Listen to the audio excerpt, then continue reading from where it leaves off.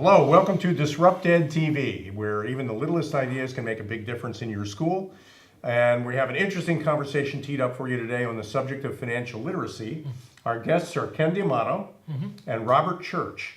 Ken is the founder and Rob is the executive director of the DoughMain Financial Literacy Foundation.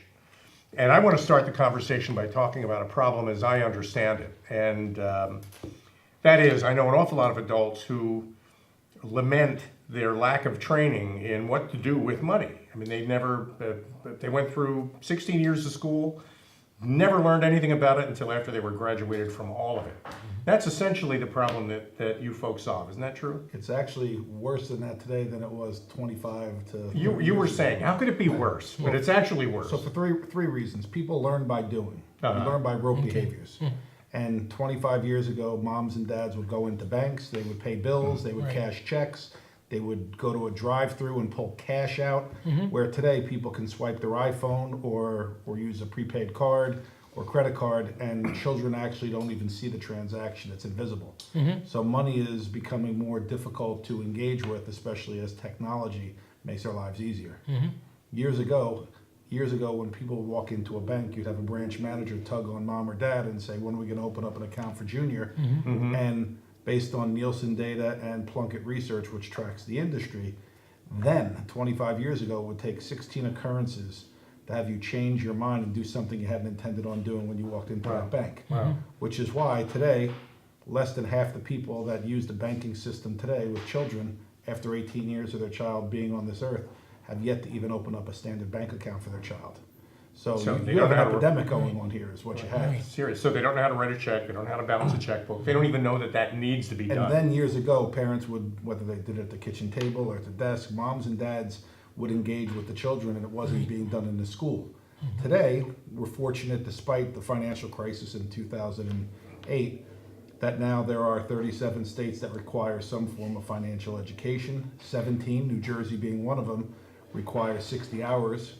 And of those 17, 5, New Jersey is not one of them, require pre and post test assessments. And that's what Rob and I are here to talk about today, the curriculum that we've developed that we think is going to be helping the schools address that problem. That's great. Definitely want to talk about the curriculum. You're saying that all this, the change in climate and the mandatory requirement for financial literacy training really stems from the financial crisis of the mid 2005, 2006. And if you think about it, with the evolution of technology, there's no friction involved in the way that we spend money, the way that young people spend money. So there's no thought about it. And if you're not thinking about it, you're not learning about it. And then the standards start to fall, the opportunities to learn start to fall as well. Right, that's it. And you become unable to cope with a lot of the problems. I mean, with a little bit of training, people can cope with a lot of these prevent a lot of these problems just by understanding how money works. And that's really up until the mandates went into place, up until your program was developed. Absolutely. That was where the curriculum kind of failed everybody. I would agree. So walk us through the curriculum. What do you teach kids? So what we do is we teach the foundation skills necessary for personal finance. Okay, so income and careers, pay benefits and deductions, banks and banking, savings. And what we have is a complete 60-hour curriculum that's standards-based. It's designed to meet or exceed the standards in all of the 37 states that have adopted those standards. We provide pre and post assessment to gauge learning from the beginning of the course, from the onset throughout the end of the course.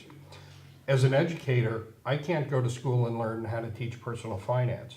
As a matter of fact, the average person would not give themselves a C or better in being able to manage their own personal finances. Really? So as an educator, giving myself a C or better, I have a problem teaching this, so there's no place I can go to do that. So what we do is we provide teacher background information. It's a turnkey curriculum, meaning we have PowerPoint slides, teacher background information, student background information, and we take that step by step throughout the course, and from big concepts to small learning throughout the whole course. We also provide student background information, games and gaming, and study guides for students as well. Now, what bases do you have to touch in order to comply with the mandates for this training? Well, The standards are so far apart, you can teach basic personal finance to derivatives. Really? It's a wide range of things then. It's a wide range of things, and it doesn't seem to make any sense to teach about mezzanine finances before you've taught about basic skills in personal finance. Right. So that's where we start. We start with the building blocks, the foundation Foundations. around financial literacy, because that impacts young people's lives. Okay, well, this is important because it means that most schools that are out there trying to comply with the mandates are doing it by patching something together on their own, for the Yes. most part, 63% of all teachers go to the internet to find something to teach. to teach in order to comply with this mandate. Absolutely. So whatever they come up with, they come up with. And what teachers are they? Are they history teachers? Are they civics teachers? Business Who usually gets this job? Could be. What we've found is, and we've assembled The lucky one. Right? Yeah, we've assembled a team of educators from various school districts, 10 or more school districts throughout New Jersey. Some of those educators were computer teachers, some were math teachers, some were business teachers, some were social studies teachers. Interesting. But what they all have in common is at some point a school administrator came to them and says, here's this book of standards, Right. figure out how you're Figure going out to how teach we this. comply with these standards. Exactly, So then what you have, and you're a nonprofit, yes. and you've assembled a curriculum. How did you do it? Who did you use? Where did you go to pull this together? So we raised several $100,000. There's over $625,000 invested in this curriculum, and most of that money was used to pay teachers that have been teaching financial education Okay. in some way, shape, or form over the years that collaborated with close to 16 other teachers over a 3.5-year period. All the money that's been raised has been through individuals and some small to mid-sized foundations, some high net worth individuals through networking. But our biggest challenge is to get people in the financial services industry or people with family foundations to actually consider giving to something else other than what they've historically given to in the past. Right. Interesting. So you call your program the Fit Kit.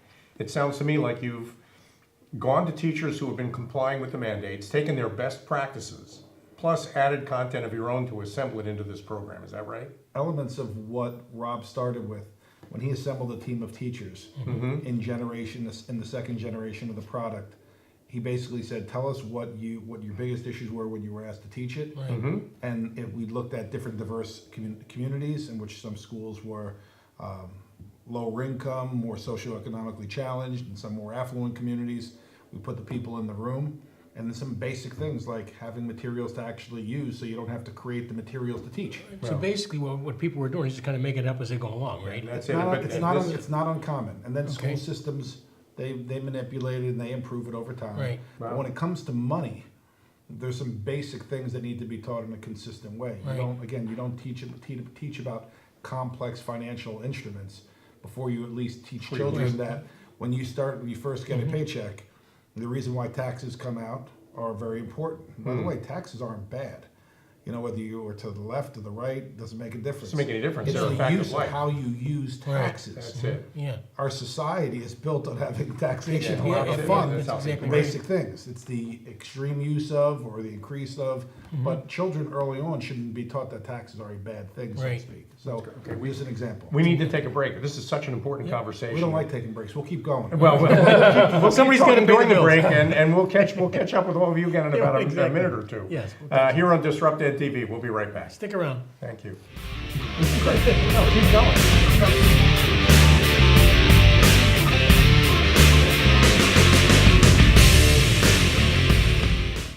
Planning a large-scale event or conference?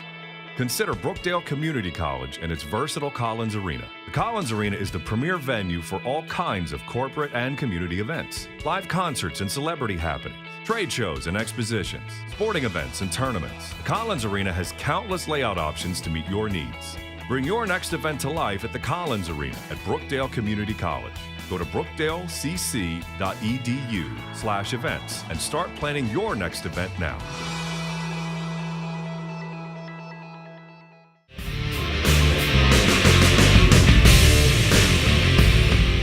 Welcome back to DisruptEDtv. My name is Al Cini, My name is Joe Osmendi. and today we're talking about financial literacy with two experts, Ken Damato and Rob Church.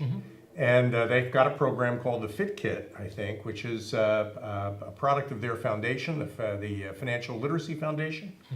And they're making this available to schools as a basis for complying with a federal mandate to offer 60 hours of training in most states. I think you said 37 states. Do you like the name Fit Kit? I like the Financially name Fit Kit. It works Fitness, for me. a Yeah, it fitness is. kit It for will. finance. You know, and it actually it fits in so many ways because it really is about making healthy adults by teaching them the value of money. This is something that I used to hear from my parents.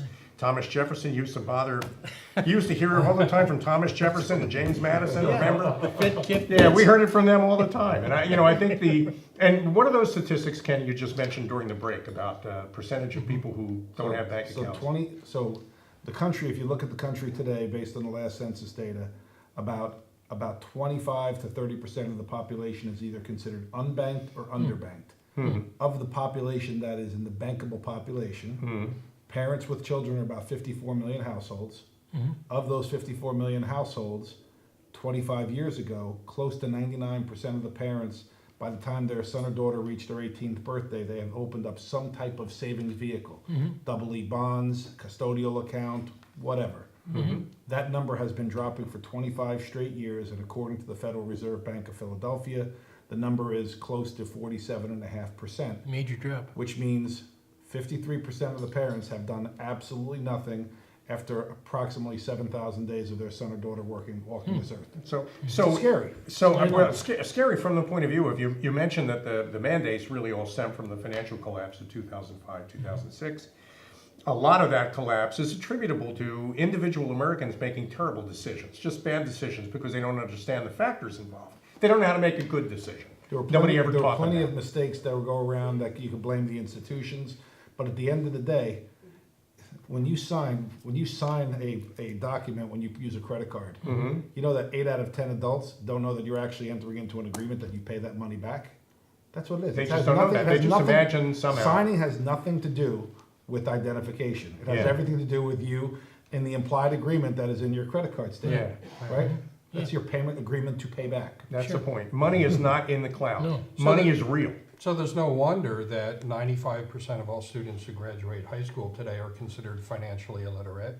And 75% of all college graduates are considered financially illiterate.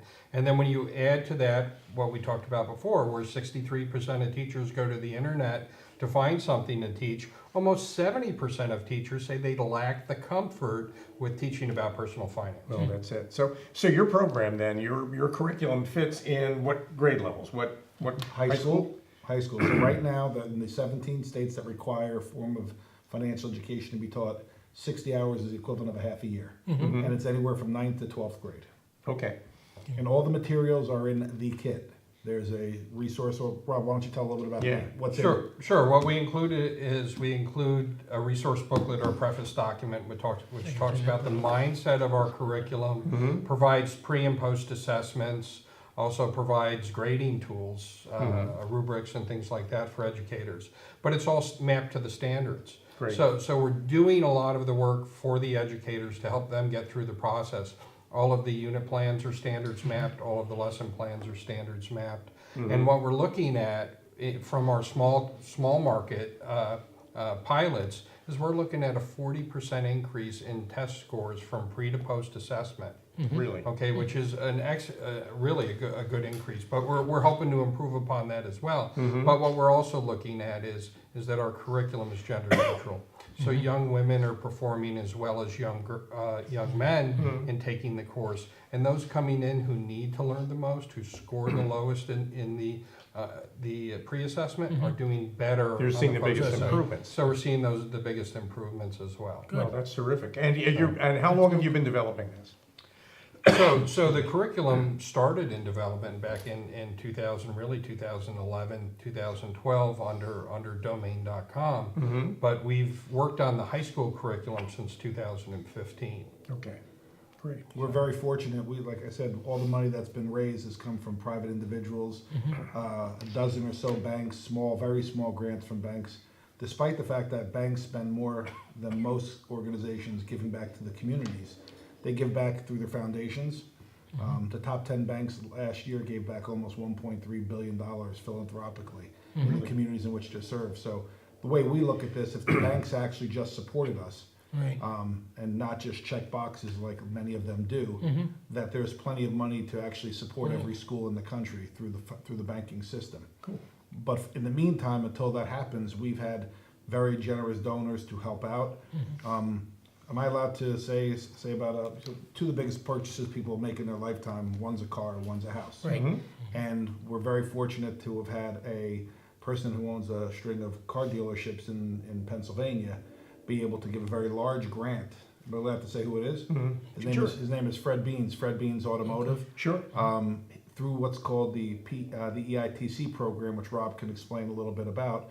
He gave a very generous contribution last year, which allowed us to finish the curriculum and get it into one of the school systems in Bucks County. And another donation is coming by the end of this year through that same program. And if it wasn't for the Fred Beans donation, we wouldn't have gotten as far as we have. We need more people like Fred to be able to support our product. You were saying during the break that an educated consumer is not necessarily a bank's best customer. Do you remember the commercial for a size? I do. I remember the clothes. You remember the clothes? I remember the clothes. It's a truth. But an educated consumer is definitely Fred Bean's best customer. Absolutely. I mean, that's it. I mean, you want somebody in healthy financial shape, because otherwise they won't be able to buy a car. There's a lot. Well, that's one piece. The other piece is most people have a lot of get stressed out with the purchase of a car. Right. It's stressful, and he wants to have he sells thousands and thousands of cars. You Right. got to And be he able wants, to relax and your this is way a through guy it. that in his mid-70s comes in. He works 6 days, sometimes 7 days a week. He wants the people that come in to be happy when they buy a car. Wow, Right? that's- If and- people understood their finance better, understood whether it's better to lease or buy, Right. to get a used car versus a new car, he just wants people to have what they need. Right. And that's kind of an important point where Ken started talking about stress related to making expenditures. I grew up in the early 70s in a farming town in upstate New York. My father lost his job when I was, I think, 5 or 6 years old. So stress with regard to personal finances, that's what my parents argued about. Right. Those were the issues that the children heard within the home. So if we're looking at individuals in underserved communities, which we do, and that's one of our target audiences for our curriculum, we're also working on an Express program, which is a community-based program, which is 6 hours for our program. What we're trying to do is change the attitudes related to personal finance that many young men and women carry with them. It's either not knowing or personal finances have created stress within the household. Right. So what we've also found through the development of the curriculum at the elementary levels or at the middle school levels in the early days through high school is we're able to change the attitudes related to learning about personal finance. In some of the early pilots, what we found was where we had 19% positive attitudes, we were able to flip that, and at the end of the course, you had students had 91% positive attitudes That's great. relating to learning about personal finance. Where you're eliminating a lot of transaction anxiety and making Right. it easier for people to contribute in the economy. That's Absolutely. to participate. Absolutely. We'll be right back after this break with more Disrupted TV. Two great guests, Ken Damato and Robert Church.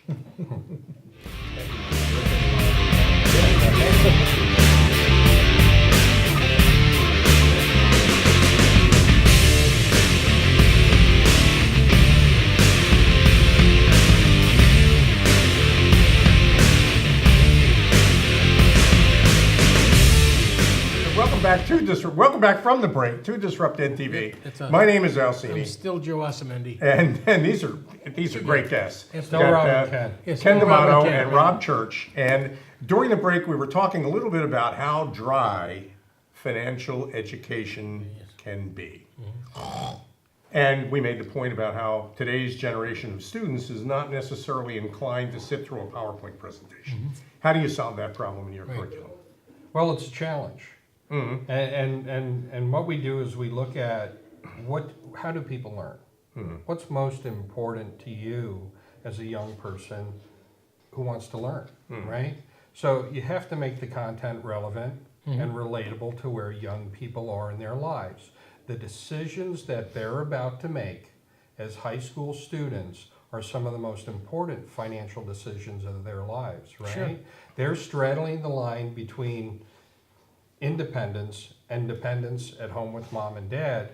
They're looking at their careers, they're looking at colleges, and they're going to make these important financial decisions without understanding what the cost is going What the cost ahead. is of those. So what we do is we make our curriculum relevant and relatable to where they are in life. These are decisions that they're looking at. These are things that they're thinking about as they're moving forward, and that interests them. That's interesting to them. Okay. And then what we do is we provide different ways for them to learn, whether it's activity-based learning, whether it's doing some research, whether it's playing a game, Okay. whether it's watching a video.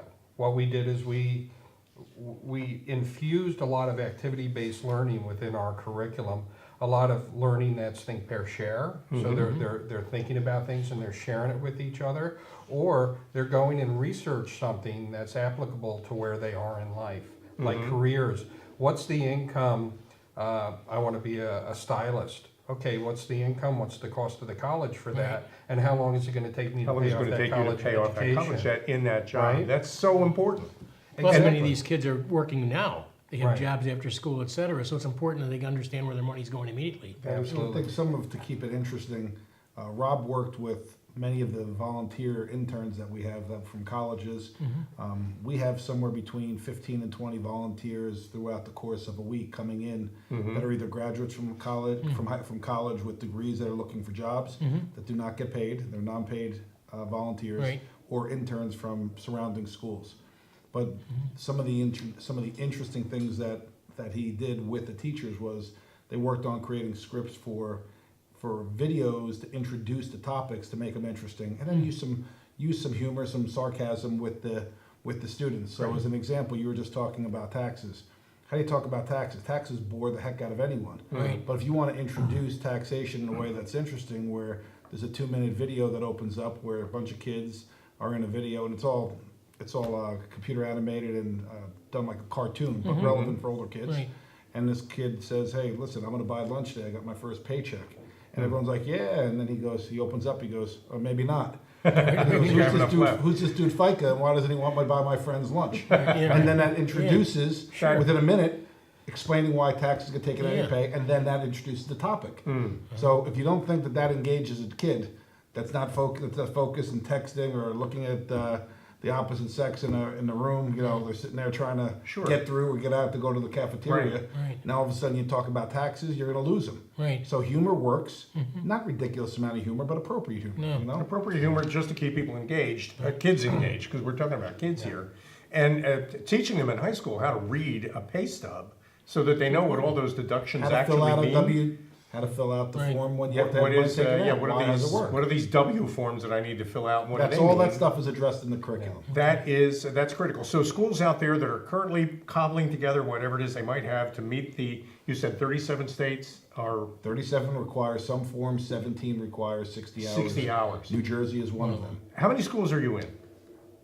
Right now, we've been in 4 schools, Okay, 4 different schools, and we've taught to over 5,500 students. Okay. okay. So it's been an experience where we grow as we develop curriculum.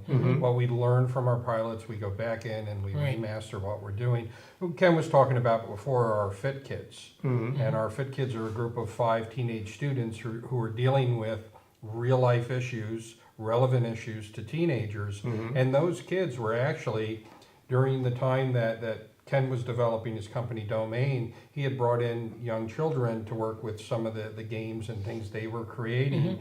Those young children are now high school students. Wow. So we brought them in to consult on the characters, who they should be, Good. what their That must have role been in the fun. group It should was. be. Yeah, that would be fun. And then we took it to the next step after we implemented curriculum again and learned a little more. We took it the next step, and last summer, for instance, we filmed 36 videos with teenagers who are talking about why this skill or why this understanding is important and how that applies to their lives. So you have young people addressing young people. Right. And again, just so That's you important. understand, when we say 4 school systems and over 5,000 students, this product has been for the last 3 years.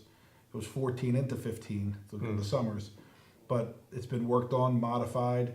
The teachers took it back in, and in a pilot mode, those aren't the 4 schools, but they took it back and tested the materials within the classroom. Okay. Some of the teachers were gathering and said, this stuff is going to hit it over the top. It's going to be a home run, and it flopped. And other Wow. things that they thought kids would really not get, but they were going to try, Right.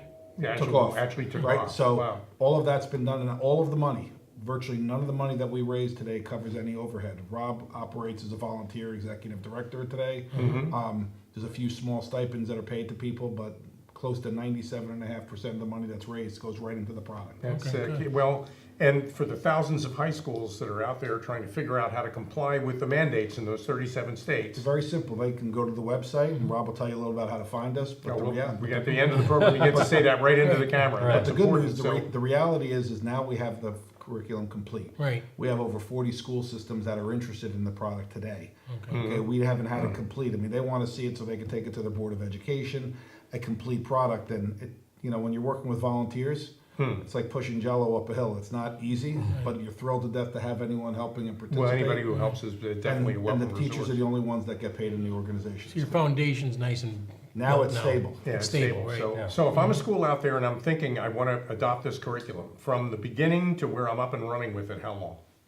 We can have them have the curriculum ready within 3 weeks. Really? Ready to go. Okay. Okay. And we So- can probably make 3 or 4 phone calls and get a business in their town to support it into the school. Well, Really? that's another Okay, that's nothing another point. I supported. mean, that's key. I mean, I would see where a lot of businesses, local businesses, would be very excited Absolutely. about partnering and Absolutely. delivering this education. That's great. Money touches everyone at every level. Yeah, Right. it does, doesn't it? Right? Kids, when they're 5 years old, when their mom or dad go to the baseball park or whatever, they go to the snack shack, and if you give them $1, I'll tell you, they can matrix that money. They can figure out how many lollipops, how many Oh yeah, Swiss that's Sticks they amazing. get. I know Right? that is incredible. It's amazing how quickly they start to learn. how Yeah, to that use is amazing. I mean, that makes it all happen. So we're coming up on that part of our program where you get to tell everybody how to reach you, why they should call you, and there's your camera. Go ahead and do it. Tell us how to reach you. You can reach us at dmfinancialliteracy.org, or you can call us at 609-751-3300. And it's a great resource for any school that needs to comply with those mandates, and it's a terrific service to kids who really need to learn this. So, Amen to that. so you. Ken, what a pleasure having you. Thank you. Rob, thank you Appreciate very Rob, much. nice to meet Thank you. you. Thanks for having us. Pleasure meeting you. Great guests. And Okay. thank you all for joining us today with DisruptEDtv. I hope that a little part of what you learned from Ken and Rob could be helpful in your school. And we'll see you again on a future episode. Yep, stick around, have a good, till our next episode it is. Yeah. We'll see you then. Okay. What are you going to say?